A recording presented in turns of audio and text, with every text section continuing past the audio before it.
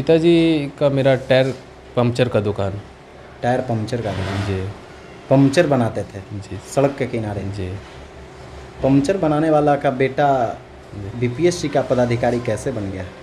जी sir, पिताजी जब puncture बनाते थे तो उसमें जो संघर्ष रहता है रोड के किनारे काम करने में, तो पिताजी का जो संघर्ष देखते थे तो मुझे भी लगता था कि पिताजी की तरह ही मैं भी कड़ी मेहनत और संघर्ष करूँगा था। आपने भी पंक्चर कभी बनाया? मैं जो है पंचर भी बनाने का काम करता था, और आपको जानकर आश्चर्य होगा कि मैं एक फुल मिस्त्री, पंचर का फुल मिस्त्री भी हूँ। पंचर का फुल मिस्त्री भी हैं? तो अब गरीब लोगों की ज़िंदगी जो पंचर हो चुकी है उसको कैसे बनाइएगा?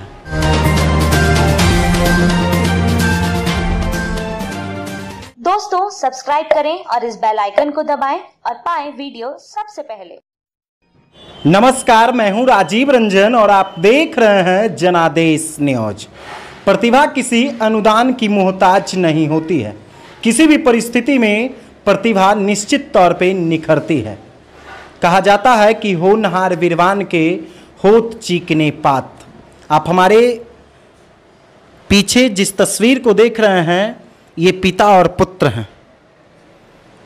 खास बात यह है कि बिहार बीपीएससी 66वीं परीक्षा में पुत्र का रिजल्ट हुआ है। खुशी की बात यह है कि पिताजी सड़क के किनारे टायर पंक्चर दुकान चलाते हैं और अब बेटा बिहार में पदाधिकारी बनकर लोगों की सेवा करेगा। इस सफलता के लिए हम भी इन्हें शुभकामना देते हैं। कुछ बातचीत करते हैं कि आखिर किस प्रकार से संघर्ष के साथ आप आगे बढ़े हैं।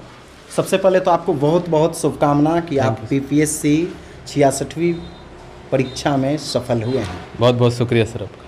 क्या नाम हुआ आपका? जी, मेरा नाम मोहम्मद हदीद खान। हदीद खान जी सर। आपके पिताजी का? मेरे पिताजी का नाम मोहम्मद शमीम खान। किस ज़िले के आप हैं? हम लोग जमुई जिला से। सिकंदरा घर हुआ? जी। पिताजी आपके क्या करते हैं? पिताजी का मेरा टायर पंक्चर का दुकान। टायर पंक्चर का दुकान? जी। पंक्चर बनाते थे जी। सड़क के किनारे? जी। पंक्चर बनाने वाला का बेटा बीपीएससी का पदाधिकारी कैसे बन गया? जी सर, पिताजी जब पंक्चर बनाते थे तो उसमें जो संघर्ष रहता है रोड के किनारे काम करने में, तो पिताजी का जो संघर्ष देखते थे तो मुझे भी लगता था कि पिताजी की तरह ही मैं भी कड़ी मेहनत और संघर्ष करूँगा, लेकिन मैं संघर्ष को इस दिशा में नहीं ले जाकर बल्कि शिक्षा के क्षेत्र में ले जाकर के करूँगा। तो यही संघर्ष की भावना पिताजी से सीखा और उसे शिक्षा के क्षेत्र में मोड़ा, जिसका परिणाम रहा कि आज मैं फर्स्ट प्रयास में 66वीं बीपीएससी में 80वां रैंक प्राप्त किया। इन्होंने अपने पिताजी से संघर्ष की शिक्षा प्राप्त की है, क्योंकि जिस प्रकार से इनके पिताजी सड़क के किनारे कड़ी धूप में भी टायर का पंक्चर बनाते थे और आज बेटा सफल हो गया है। अब आपके पिताजी को तो लोग बीडीओ साहब का पिताजी कहेंगे। जी बिल्कुल कहना चाहिए, लेकिन अगला 1-2 साल में जो है पिताजी को आईएएस का भी पिताजी कहेंगे क्योंकि अगला मेरा लक्ष्य वही रहेगा। अगर इसी बार यूपीएससी का रिजल्ट आता तो घर में और कितनी खुशी होती। बिल्कुल, लेकिन यूपीएससी के लिए थोड़ा संसाधनों की ज़्यादा ज़रूरत होती है। उसके लिए थोड़ा दिल्ली वगैरह से मटेरियल्स की ज़रूरत होती है। हमारी आर्थिक स्थिति वैसी नहीं रही कि हम डायरेक्ट यूपीएससी को फेस करें, और हमारी थोड़ा इंग्लिश का भी बैकग्राउंड वैसा नहीं रहा। हिंदी क्षेत्र से आते हैं, पिछड़े क्षेत्र से आते हैं, पढ़ाई हमारी पूरी तरह से हिंदी में हुई, तो थोड़ा उसके लिए उतना हम इकोनॉमिक रूप से उतना सक्षम नहीं थे। तो मेरा ये रणनीति था कि हम किसी तरह से फर्स्ट प्रयास में बीपीएससी को क्रैक करें, ताकि मेरा इकोनॉमिक सिक्योरिटी हो जाए, और साथ ही साथ जो है इस दरमियान बीपीएससी का तैयारी के दरमियान यूपीएससी का भी बहुत सारा चीज़ कवर हो जाता है। तो वो सारा मैं जो है अपने आप को सिक्योर भी किया, और साथ ही साथ तैयारी भी उसका लगभग 50 से 60% कर लिए। तो अब जो है लक्ष्य बहुत आसान हो जाएगा, और उसको अटेम्प्ट नहीं किए हैं, उसको फर्स्ट अटेम्प्ट में भी उसको कोशिश करेंगे कि प्रयास कर ले, पूरा कर ले। आर्थिक रूप से कमज़ोर थे और आर्थिक कमजोरी को भी इन्होंने बाधा नहीं माना। आपकी प्रारंभिक शिक्षा दीक्षा कहाँ से हुई? सर, मेरी प्रारंभिक शिक्षा मैंने उत्क्रमित मध्य विद्यालय से पोहे से पूरा किया, जो कि मेरा पैतृक आवास है। यहाँ पिताजी यहाँ रहते हैं, उनका कारोबार चलता है, तो इस सिलसिला में हम लोग सिकंदरा रहते हैं। और यहाँ फिर घर भी बना लिए, तो अब यहीं रहते हैं। तो मैंने वहाँ से अपनी प्रारंभिक पढ़ाई 8वीं तक पूरी की। फिर सिकंदरा हाई स्कूल से मैंने 10th और 12th पास किए। उसके बाद मगध यूनिवर्सिटी से मैंने ग्रेजुएशन किया।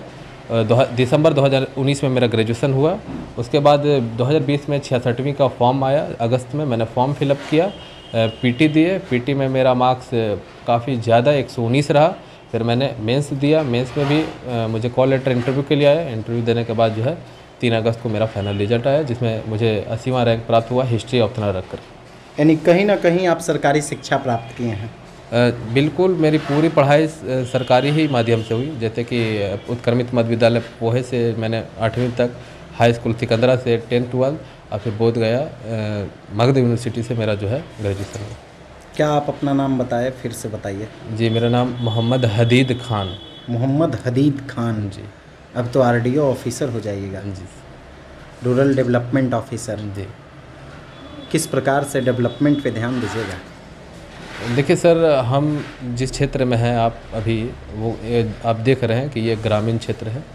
और ग्रामीण क्षेत्र में जब हम लोग पूरी तरह से मेरी पढ़ाई यहाँ तक कि हम ग्रेजुएशन यहीं से किए, तो हम ग्रामीण क्षेत्र में जो भी समस्याएं हैं और जो भी देखते हैं लोगों की क्या समस्याएं हैं, तो वो सारी समस्याओं को हम बहुत नज़दीक से और बहुत करीब से देखें और उसको महसूस भी किए। तो मेरा प्रयास रहेगा कि चूँकि बिहार में 88% लगभग जो है जनसंख्या ग्रामीण क्षेत्रों में निवास करती है, तो मेरा ये प्रयास रहेगा कि मैं जिस भी क्षेत्र में ब्लॉक जाऊंगा, चूँकि इसका नाम ही ग्रामीण विकास पदाधिकारी, तो ग्रामीण क्षेत्रों में जो भी समस्याएं होती है, जैसे कि सरकार की जो भी योजनाएं बनती है, उसको मैं सही लोगों तक पहुंचाने का प्रयास करूंगा। जितने भी जन कल्याणकारी योजनाएं हैं, उसको असली लाभार्थियों तक उसका लाभ पहुंचाऊंगा। और आपस में जो हमारे जो ऑफिस रहेगा, ब्लॉक ऑफिस, मैं उसमें कार्य संस्कृति को पैदा करने का प्रयास करूंगा। Mohammad Hadeed Khan rural development officer बन जाएंगे, ग्रामीण क्षेत्रों में घूमिएगा, कहीं ना कहीं आपके पिताजी के जैसे लोग सड़क किनारे पंचर बनाते नजर आएंगे, उन्हें देखकर क्या महसूस कीजिएगा, उनके लिए क्या कुछ करना चाहिएगा? जी, वैसा तो सिचुएशन आता ही है और आएगा भी, तो मैं अगर वैसा मौका मिला तो ज़रूर कहीं ना कहीं वो बातें याद आ जाएगी, पिताजी की बातें। ऑब्वियसली भावनात्मक रूप से तो वहाँ पर एक थम सजाएंगे, और जहाँ तक रहेगा तो भावना मुझे उसके पास भी खींच सकता है। मैं उसके पास जाऊँगा, उसके पास देखूँगा क्या उनकी स्थिति है, मैं मिलूँगा भी उनसे, सब कुछ जानूँगा। अगर जहाँ तक कुछ सरकारी योजनाओं से वो वंचित है या कुछ सरकारी योजनाओं से अगर उसको लाभ पहुँचाना रहेगा या अभी तक नहीं पहुँच पा रहा, तो मैं प्रयास करूँगा कि जो है सरकारी योजनाओं से उसको जो है लाभान्वित किया जाए, जो उसके लिए या उसके संबंध में बना है। आप कोचिंग भी चलाते थे, बच्चों को पढ़ाई भी देते थे क्या? मैंने 2016 में इंटरमीडिएट पास किए थे, हाई स्कूल टॉप करके। तो 16 के बाद से 19 तक मैंने अपना हदीद खान क्लासेस कोचिंग स्टार्ट किए। चूँकि हम 16 में पटना गए तो वहाँ देखे कि पढ़ाई में जो है एक अच्छा मात्रा में खर्चा है, आपको 7-8 हज़ार रुपये वहाँ रहने में लग जाएगा अच्छे से। तो मैंने देखा कि कुछ जो है हमको चूँकि करना था सिविल सर्वेंट में, तो मैंने देखा कि कुछ जो है कुछ धन इकट्ठा कर लिया जाए। तो 16 से 19 तक जो है अपना कोचिंग चलाए। मैंने 2-3 लाख रुपया उसको जमा किए। उसके बाद एक हौसला, कॉन्फिडेंस आ गया। तो यही कॉन्फिडेंस को लेकर के हम गए पटना। एक मेरे पास कुछ पैसा था। उसके बाद फिर हर महीना का खर्च चलाने के लिए पिताजी की तरफ से भी पैसा आ जाता था, तो कुछ घटता बढ़ता भी था। तो मैं उस अपने जमा धन का पूरा प्रयोग करके अपने किसी भी तरह से पढ़ाई में जो संसाधन होते हैं उसमें कमी नहीं किए, और जिसका परिणाम रहा कि मैंने जो है अच्छा रैंक प्राप्त किया। कई रुकावटें भी आई होगी? बिल्कुल, बगल में दुकान और बगल में घर रहने की वजह से, और दुकान में जाके बैठना कोचिंग के टाइम में, चूँकि पिताजी अकेले थे, तो पिताजी खाने के टाइम हुआ या किसी भी टाइम जब दुकान से बाहर रहते थे या कहीं जमुई जाना हुआ या कहीं जाना हुआ, तो दुकान में भी मुझे रहना पड़ता था। यहाँ तक कि कई इस दरमियान मेरा कोचिंग क्लासेस भी छूट जाता था। आपने भी पंचर कभी बनाया? मैं जो है 16 में जब मैं क्लास चलाता था तो सुबह शाम क्लास चलता था, और बीच में जब पिताजी नहीं रहते थे तो मैं जो है या बहुत ज़्यादा काम आ जाता था तो मैं जो है पंचर भी बनाने का काम करता था। और आपको जानकर आश्चर्य होगा कि मैं एक फुल मिस्त्री, पंचर का फुल मिस्त्री भी हूँ। पंचर का फुल मिस्त्री भी हैं। तो गरीब लोगों की ज़िंदगी जो पंचर हो चुकी है, उसको कैसे बनाइएगा? जी, जो भी लोगों की समस्याएं हैं, वो समस्याओं को जो भी सरकारी माध्यम है उस माध्यम से मैं पूर्ण करने का प्रयास करूँगा। सरकारी माध्यम से पूरा जी, कीजिएगा। जी। लेकिन कहा जाता है कि भाई सरकारी माध्यम अधिकारी जो हैं वो जो ज़रूरतमंद लोग हैं वहाँ तक नहीं पहुँचने देते हैं, बीच में बहुत सारे दलाल आ जाते हैं। हदीद जी, एक प्रखंड विकास पदाधिकारी होने के नाते, ग्रामीण विकास पदाधिकारी होने के नाते, कैसे अपने पिताजी जैसे लोगों तक उस योजना को पहुँचाइएगा? जी सर, जहाँ भी मेरा जो भी ब्लॉक में पोस्टिंग होगा तो सबसे पहले तो मैं कार्य संस्कृति को उत्पन्न करूँगा, ताकि सारे जितने भी कर्मचारी हैं या जितने भी हमारे सीनियर पदाधिकारी, जूनियर पदाधिकारी हैं, उन सारे के बीच जो है एक बेहतर मतलब कार्य संस्कृति को पैदा करूँगा। और जो भी योजनाएं हैं उस योजनाओं को मैं मतलब एक हॉबी की तरह, पैसन की तरह उसको जो है काम करने का प्रयास करूँगा। और जो चीज़ में पैसन हो, हॉबी हो, मुझे नहीं लगता है कि उसमें जो है किसी भी तरह की कमी रह जाएगी। हमारा एक सवाल है जी समाज है जी और हमारे जो गांव है, हमारा जो पूरा देश है, वो कहीं ना कहीं समाज से चलता है। बिल्कुल। समाज के लोग कई प्रकार के उदाहरण भी देते होंगे या कहीं ना कहीं आप पे कटाक्ष भी करते होंगे कि देखो ना, टायर बनाने वाला, पंचर बनाने वाला का बेटा गया है पटना पढ़ने। जी कुछ ऐसा भी सुनने को मिलता था समाज में? सर, ऐसा तो कुछ नहीं था, चूँकि पापा काम करते थे तो मैं भी एक तरह से अपना कोचिंग जो चलाता था तो लोग समझते थे कि ये भी लड़का जो है कुछ कमा रहा है। चूँकि शुरू से मैं भी कुछ करते ही रहा, ट्यूशन के माध्यम से, अपना ट्यूशन के माध्यम से। तो ये रहा कि मैंने पिताजी के पर उतना दबाव नहीं डाला कि जो है आप हमको दिल्ली भेज दीजिए या हमको इतना 2 लाख चाहिए, 3 लाख चाहिए, हम इंजीनियरिंग करेंगे, नहीं। जितना भी सीमित संसाधन रहा, मैंने वो पूरा सीमित संसाधनों का प्रयोग करते हुए जहाँ तक संभव रहा जो है उसको पूरा करने का प्रयास किया। तो लोगों को ऐसा मौका नहीं दिए कि हम बैठा बेगारी कर रहे हैं, बैठे हुए हैं, नहीं, हम काम करते रहे, पढ़ते भी रहे, काम करते भी रहे। ऐसा मौका किसी को नहीं दिए कि लड़का जो है पिताजी खटते हैं और बेटा जो है घूर रहा, ये कर रहा, वो कर रहा। मैं भी संघर्ष करता रहा और जिसका यही परिणाम रहा कि कोई जो है ऐसा नहीं कहे कि बेटा घूम रहा और पिताजी खट रहे। ऐसा कुछ ऐसे भी लोग रहते होंगे समाज में हदीद जी, जो आर्थिक रूप से परिपूर्ण रहते होंगे, संसाधनों की उनके पास कोई कमी नहीं रहती होगी। कहीं ना कहीं आप भी उन्हें जब देखते होंगे तो लगता होगा कि काश मैं भी इतना बड़ा होता तो आज हमें भी कहीं ना कहीं पटना भेजा जाता, दिल्ली भेजा जाता, बेंगलोर भेजा जाता। उन लोगों को देख करके कैसा लगता होगा उस समय? देखिए सर, अपना जो स्थिति होता है, मुझे लगता है कि सभी को अपने स्थिति को स्वीकार करना चाहिए, अपने स्थिति को कबूल करना चाहिए और उस पर रणनीति बनाना चाहिए। ना कि जो हम किसी को देख करके जो है ऐसा सोच लाए, ये लाए, इससे फिर हम रणनीति भटक सकते। हम वर्तमान में क्या है, अगर हम उस अपने वर्तमान को जान लिए तो उस हिसाब से हम रणनीति बनाएंगे। अगर हम ऐसा सोचें कि बड़का का बेटा दिल्ली में पढ़ रहा है तो हम वो दिल्ली में पढ़े, तो ऐसा होगा नहीं ना। हम अपना जो मेरा सलाहियत है, आर्थिक रूप से, मानसिक रूप से, शारीरिक रूप से, हम उस सलाहियत को कैसे ज़्यादा से ज़्यादा अच्छा उभार सकते, उस पर हम काम करते, उस पर रणनीति बनाते। और यही रणनीति हम बनाए। हमको किसी का देख करके, क्योंकि सबका लाइफ स्टाइल अलग है, सबको अलग है, हम अपना जो साधन है, संसाधन है, उसमें क्या कर सकते हैं वो ज़्यादा महत्वपूर्ण होता है और वही आपको सफल कर सकता है। किसी का देख करके आप जो है अपना रणनीति नहीं बना सकते, लाइफ नहीं चला सकते, क्योंकि सबका जीवन अलग अलग। अब तो आपकी पर्सनालिटी चेंज हो जाएगी, आपका रहन सहन चेंज हो जाएगा, परिवार के और भी जो रिश्तेदार हैं उन लोगों से कैसे व्यवहार कीजिएगा? जब पदाधिकारी बन जाइएगा तो और भी जो रिश्तेदार हैं, बहुत सारे लोग होता है ना, जब पद पे चले जाते हैं और पैसा जब हो जाता है ना तो अपने से निचले स्तर के लोगों को थोड़ा हेयता की दृष्टि से देखते हैं। जैसा कहीं ना कहीं आपने भी अनुभव किया होगा कि पैसे वाले लोग और पद वाले लोग हेयता की दृष्टि से देखते हैं, क्योंकि आपके पिताजी एक पंचर दुकानदार थे और आपने भी बताया कि आप भी एक टॉप क्लास के पंचर मिस्त्री थे। तो कैसे देखते हैं उस चीज़ को, पैसे और पद को? देखिए सर, जहाँ तक मैं रहा अभी जो समाज में, तो अगल बगल आप पूछ भी सकते हैं, जितना भी लोग हैं यहाँ पर और भी सारे मिस्त्री लोग हैं, मेरा व्यवहार शुरू से काफ़ी शालीन और काफ़ी मृदुभाषी रहा है। मेरे हर लोग मेरे को बहुत चाहते हैं। तो मेरा शुरू से ही मैं बहुत पॉपुलर लड़का हूँ और सारी सामाजिक सांस्कृतिक कार्यक्रम में भी मैं बढ़ चढ़ करके हिस्सा लेता था और सबके साथ व्यवहार भी बहुत वैसा ही रहा। तो मुझे लगता है कि आरडीओ बनने के बाद शायद मेरा व्यक्तित्व में कोई बदलाव नहीं आया, क्योंकि ये मेरा मतलब ये समझ लीजिए कि लाइफ में सेट है, यानी बॉडी का ये एक बिहेव का एक पार्ट है। यानी मोहम्मद हदीद सर जो है बिहाब वो का हदीद सर ही रहेंगे।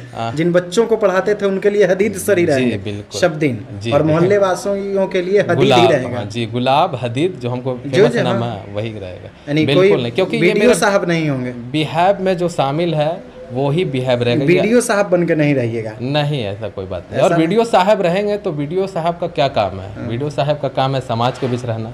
वीडियो तो आखिर क्या होता है? ग्राम में रहना, लोगों के बीच जुड़ाव रखना, एक जनता का सेवक है ना, तो वो जो भी है उस वही काम है। बच्चों को हाँ, किस तरह से वीडियो साहब के नाम पर जो बना दिया गया है इस टाइप का जो चीज़, वो तो कृत्रिम है ना। ओरिजिनल प्राकृतिक तो क्या है वीडियो का? वीडियो का मतलब है जनता के बीच रहना, उनके समस्याओं को सुनना, उनके बीच जाना, दुख सुख में साथ रहना, यही काम। अब जैसे घर में आपके छोटे छोटे बच्चे हैं, ये पद पे आने के बाद कहीं ऐसा ना हो कह रहे अभी तुम लोग साइड रहो। हाँ, इन लोग को जो है थोड़ा सा डांट ज़्यादा मिलेगा, क्योंकि अब इन लोग को भी बनना होगा तो इन लोग पर जो है स्ट्रिक्शन ज़्यादा रहेगा। देखिए ये लोग जो है और इन लोग को अब थोड़ा सा ज़्यादा स्ट्रिक्ट करेंगे, क्योंकि हम जानते हैं कि चैलेंज इतना ज़्यादा है, अपना देश में इतना कंपटीशन हार्ड है। तो इतना कंपटीशन हार्ड में आपको जो है सरवाइव करने के लिए बहुत मेहनत करना पड़ेगा।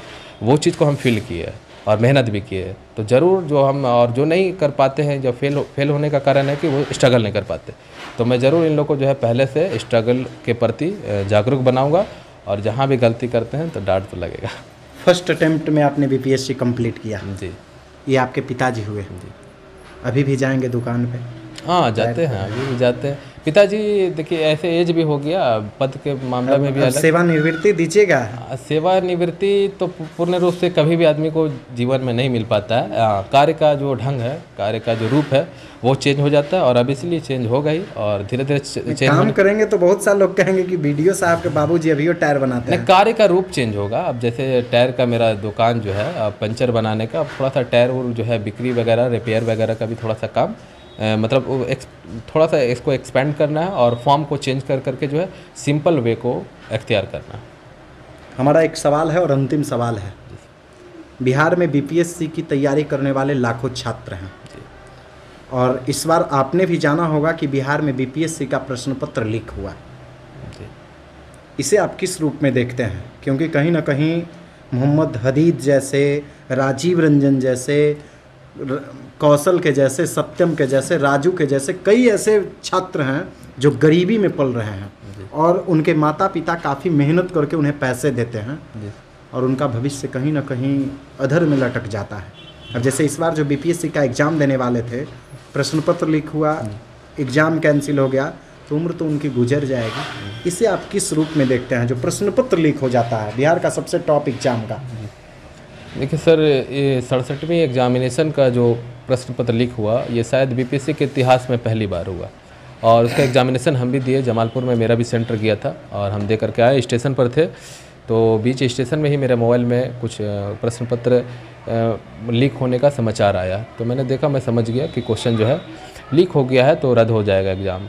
अब इसलिए परेशानी तो होता है, चूँकि इतना संघर्ष आदमी एग्ज़ाम देने जाता है, इतना स्ट्रगल से करता है, और समय जाता है, तो परेशानी होता है। और असामाजिक तत्व ऐसा कार्य करते हैं, तो उससे परेशानी हर आम लोग सबको होता है। लेकिन हम जो है एक स्टूडेंट के तौर पर जो है हम उसको कुछ कर नहीं सकते। हम ये सिर्फ कर सकते हैं कि जो हमें एक्स्ट्रा समय मिला है उसको हम सदुपयोग करें, और जहाँ भी हमारी तैयारी में कमी है, या जहाँ भी हमारी तैयारी में जो है उसको मेंस को और बेहतर कर ले, वो ऐसा कर सकते हैं। बाकी हमारे हाथ में कुछ संभव नहीं है, और सरकार जो है उस पर कठोर कार्रवाई करती है, और सरकार जो है बहुत सारी निगरानी टीम लगी हुई रहती है हमेशा। तो लोग अपना काम कर रही है, हम लोग अपना काम कर सकते हैं कि जो एक्स्ट्रा समय मिला है, अब समय उसका भरपूर प्रयोग करें, और अच्छा से रणनीतिक बना के तैयारी को और ठोस रूप दें, और जो है यही कर सकते हैं। अब समय जाता है तो वो दुर्भाग्यपूर्ण घटना है, और इतिहास में पहली बार हुआ है, तो इसको ज़्यादा हवा देने की कोई ज़रूरत नहीं है। परीक्षार्थियों को या अभ्यर्थियों को क्या संदेश दीजिएगा जो बीपीएससी की तैयारी कर रहे हैं, और वो आप ही के जैसे फर्स्ट अटेम्प्ट में एग्ज़ाम को क्वालिफाई कर जाएं? देखिए सर, सबकी तो रणनीति अलग है, लेकिन जहाँ तक मैंने जो अपना रणनीति अपनाया उसको मैं बताना चाहता हूँ कि मैंने पीटी पर जो है फोकस ज़्यादा किए, और मेंस को जो है पढ़ते रहे। 70% जो हम पीटी को दिए, 30% मेंस को दिए शुरुआत में जब स्टार्ट किए। तो पीटी का जितना भी जो मटेरियल्स होता है, जैसे लूसेंट है, एनसीईआरटी है, वो सारा को मैं पीटी पर पूरा फोकस किए। पीटी में हम इतना श्योर हम स्कोर करना चाहते थे कि हम कट ऑफ से बहुत आगे रहे, और रहा भी 103 कट ऑफ था, हम 119 लाए। तो कट ऑफ से ज़्यादा लाए, इसलिए ज़्यादा लाए क्योंकि अगर एग्ज़ाम हम हॉल से निकले तो हमको किसी से आंसर शीट मिलाने की ज़रूरत नहीं पड़े। हम इतना सिक्योर स्कोर करें कि हम निकलने के बाद अगले दिन से मेंस में लग जाए, क्योंकि 1.5 महीना तो कॉन्फिडेंस रहे कि हमने 1.5 महीना सही टिक मारा, क्योंकि 1.5 महीना रिजल्ट में आता है, 1.5 महीना फॉर्म भराता है, 1-2 महीना मिलता है एग्ज़ाम देने के लिए समय, 6 महीना मिल जाता है। अगर आप सिक्योर स्कोर नहीं करिएगा तो 1.5-2 महीना आपका शुरुआती तैयारी खराब हो जाएगा, और जब अंतिम तैयारी पीटी का करता है तो उस समय जोश रहता है। वही रिदम को आप अगले दिन एक एग्जाम के दिन रोक करके अगला दिन से उसको बनाए रख सकते हैं अगर आप श्योर स्कोर करते हैं। तो मेरा रणनीति रहेगा कि आप श्योर स्कोर करिए, मेंस को थोड़ा सा आधार उसका मजबूत कर लीजिए, 6 महीना फिर भी मिलता है। और बीपीएससी में मेंस में अगर आपका पिछला सारा ठीक है तो मुझे लगता है कि 6 महीना अगर आप रेगुलर ढंग से पढ़िएगा तो ऑब्वियसली जो है रिजल्ट क्रैक होगा। इस सफलता का श्रेय किसको देना चाहते हैं? क्योंकि सर इस सफलता में तो बहुत सारे लोग का श्रेय होता है, समाज का होता है, परिवार का होता है, ख़ानदान का होता है, और सभी लोग का, टीचर का होता है। हमारे हाई स्कूल के टीचर हुए, बिमल सर हुए, अमिताभ सर, फिरोज सर हुए, पटना में जो टीचर से गाइडेंस रखते थे, रंजीत सर हुए, और हमारे श्याम सर हुए, फैजुल बारी सर हुए, तो वो लोग का भी बहुत महत्वपूर्ण योगदान है। लेकिन अगर सबसे ज़्यादा बोला जाए तो सबसे ज़्यादा जो है योगदान, और आप भी जानते हैं कि माता पिता का योगदान होता है, क्योंकि वही बच्चा को बेहतरीन ढंग से समझते हैं और बेहतरीन ढंग से जो है अपना पूर्ण देने का प्रयास करते हैं। क्योंकि माता पिता ही प्रत्येक बच्चे का पहला गुरु होते हैं। जी। तो ये हमारे साथ मोहम्मद हदीद हैं, जो अब आरडीओ हो गए हैं, rural development officer. Bihar BPSC 66वीं परीक्षा में इनका 80वां रैंक है। ये उनके पिताजी हैं, जो सड़क के किनारे टायर पंक्चर का दुकान चलाते हैं। कितनी खुशी हो रही होगी जब बेटा का रिजल्ट आया होगा बीपीएससी का? तो बहुत खुशी हो रहा है, बहुत खुशी हो रही होगी। बहुत खुशी हुआ। कितना आशीर्वाद दीजिएगा और कहाँ तक आगे जाएं? आगे जाए कि कम से कम और यूपीएससी का एग्ज़ाम दे यूपीएससी उसमें भी फर्स्ट ईयर में निकाल ले, जो डीएम बन जाए, एसपी बन जाए। तो ये हमारे साथ उनके पिताजी हैं, और आपने मोहम्मद हदीद को सुना, जो बीपीएससी में 80वां रैंक लाकर आरडीओ ऑफिसर बने हैं। और इतना ही नहीं, वो खुद बताए हैं कि वो एक बेहतर टायर पंक्चर मिस्त्री भी थे, क्योंकि वो खुद सड़क के किनारे टायर पंक्चर अपने पिताजी के साथ भी बनाते थे। अपनी प्रारंभिक पढ़ाई पूरी करने के बाद वो पटना में जाकर बीपीएससी का केवल तैयारी किए, और फर्स्ट अटेम्प्ट में उन्होंने बीपीएससी का रिजल्ट फाइनल किया। दोस्तों, लगातार हम आप तक अपडेट्स पहुंचा रहे हैं। अगर अभी तक आपने हमारे यूट्यूब चैनल को सब्सक्राइब नहीं किया है तो जल्द से सब्सक्राइब कर लीजिए और पाइए बिहार की तमाम छोटी बड़ी खबरें। अगर वीडियो फेसबुक पेज के माध्यम से देख रहे हैं तो पेज को भी फॉलो कीजिए। धन्यवाद। दोस्तों, सब्सक्राइब करें और इस बेल आइकन को दबाएं और पाएं वीडियो सबसे पहले।